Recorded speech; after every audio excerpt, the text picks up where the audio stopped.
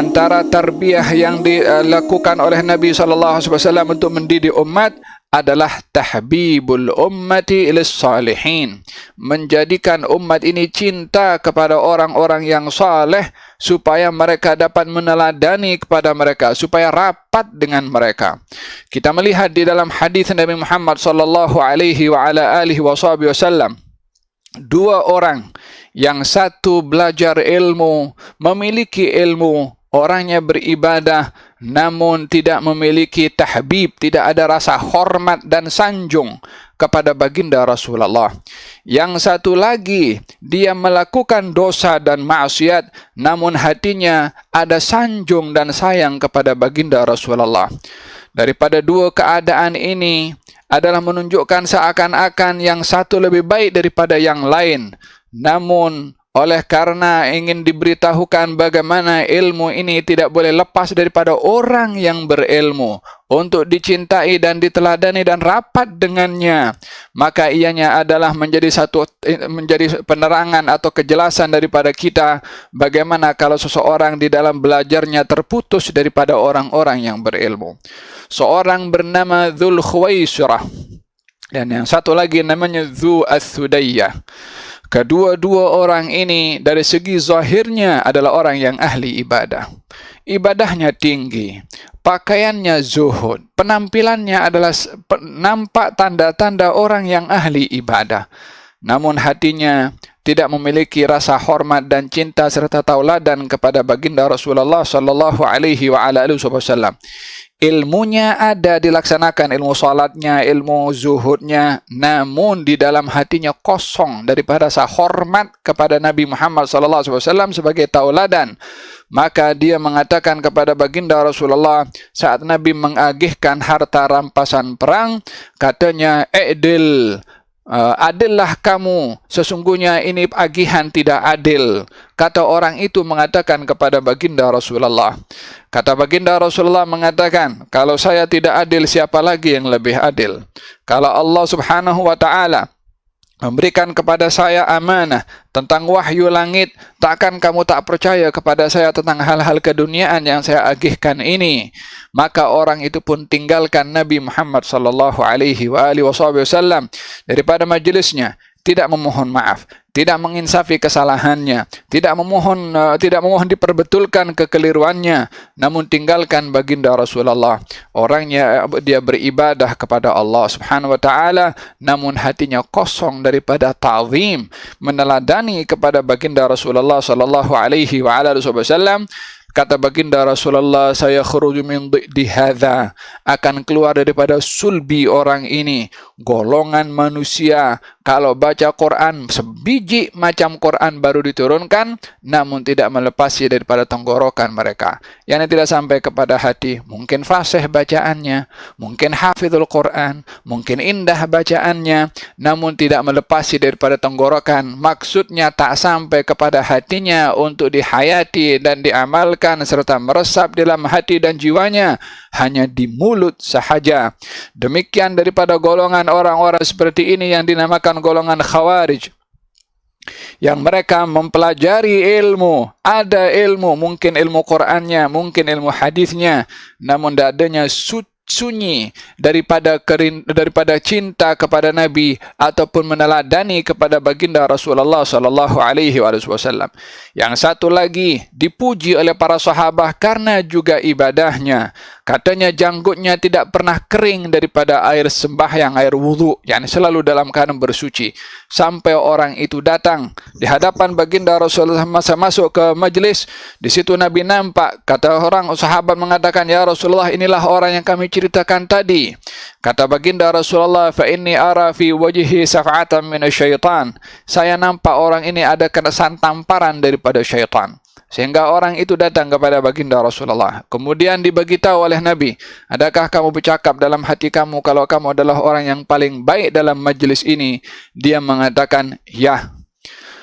Dia tinggalkan Nabi Muhammad sallallahu alaihi wasallam walaupun sudah ditegur oleh Nabi, masuk dalam majlis dalam keadaan riya, ditegur oleh Nabi, tidak minta maaf, tidak menginsafi, tidak memohon untuk agar supaya didoakan, tidak riya. Dia tinggalkan majlis itu. Kemudian dia salat di hujung sana. Kata baginda Rasulullah, siapa di antara kamu yang boleh pergi dan penggal kepala orang itu? Maka pergi bangkit Sayyidina Abu Bakar, dia dapati salat. Dia tak boleh membunuh orang sedang salat. Maka dia patah balik, ya Rasulullah sedang berdiri salat. Kata baginda Rasulullah, saya tahu kamu tak akan buat. Kemudian Nabi berkata, siapa di antara kamu yang boleh pergi dan penggal kepala orang itu? Nabi tahu tak akan ada yang buat. Pergi ke sana Sayyidina Umar, dia dapati sedang rukuk. Katanya, macam mana nak bunuh orang sedang menghadap kepada Allah Subhanahu wa taala rukuk? Dia kembali, ya Rasulullah sedang rukuk. Sampai pada akhirnya Nabi mengatakan, Nabi menjawab, aku tahu engkau tak akan buat. Siapa di antara kamu yang boleh pergi ke sana dan penggal kepalanya? Bangun Sayyidina Ali bin Abi Thalib, dia dapati orang itu tak ada. Kata baginda Rasulullah, kalau kamu bunuh orang itu tak akan berlaku fitnah terhadap umatku. Yakni, adanya orang-orang yang mungkin nampak zahirnya adalah ahli ibadah, namun hatinya kosong daripada mengagungkan yang diagungkan oleh Allah Subhanahu wa taala. Oleh sebab yang demikian, baginda Rasulullah sallallahu alaihi wasallam mengajarkan di antara salah satu faktor mendidik kepada umat tahbib, yakni sayang dan hormat, adanya perasaan dalam hati ini sayang kepada orang-orang yang saleh dan dijadikan tauladan, khususnya adalah Nabi Muhammad sallallahu alaihi wasallam. Salah seorang bernama Nuaiman, yang dia adalah seorang yang berbuat minum khamar, yakni sudah terbiasa minum arak dan sukar untuk meninggalkannya. Maka satu hari dia dibawa untuk dihukum sebat karena dia minum arak, dan diketahui oleh orang ramai, disebat oleh Nabi Muhammad sallallahu alaihi wasallam, yakni dihukum had lah. Kemudian berlalu beberapa lama, dia berbuat sekali lagi.